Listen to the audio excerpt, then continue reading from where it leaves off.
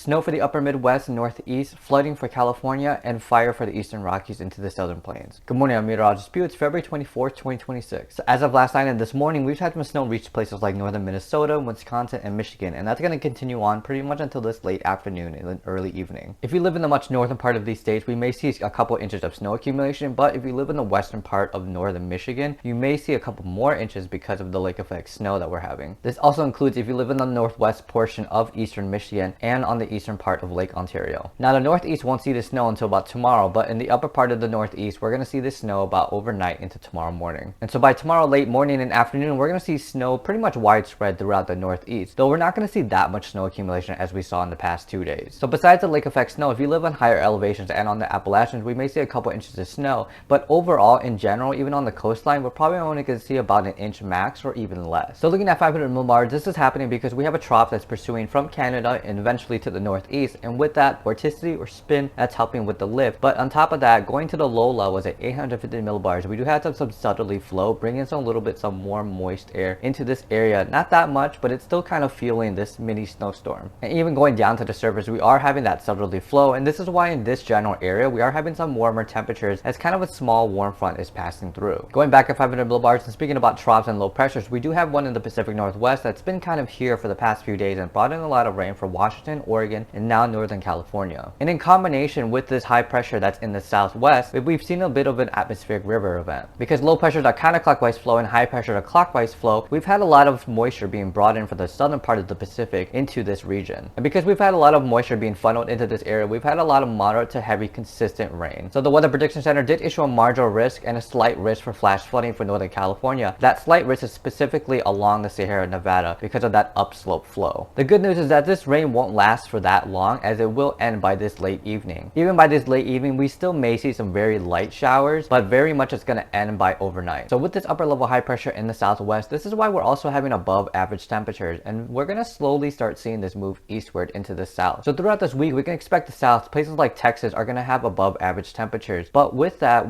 westerly flow aloft, this is increasing the fire risk. Along the Eastern Rockies, we're going to have a thing called a perturbation, which is essentially like a little disturbance or like a little bubble of a trough. And that's going to help create this surface low pressure that's going to develop on eastern Colorado. And so with the westerly flow aloft and at the surface, we're going to have that downslope wind. So one, this area is going to get warmer, but also drier again. And so we're going to have high winds as well from like 25 miles per hour sustained. Now we're going to see these winds throughout the Eastern Rockies, more so on the border of Wyoming and Colorado, but we're also going to see these 20-mile-per-hour winds stretching from the southern plains to the Midwest. But with that being said, we are going to have a critical fire risk going from eastern Colorado, New Mexico, and the Texas Panhandle, and an elevated fire risk going for the southern plains and a little bit to the Midwest.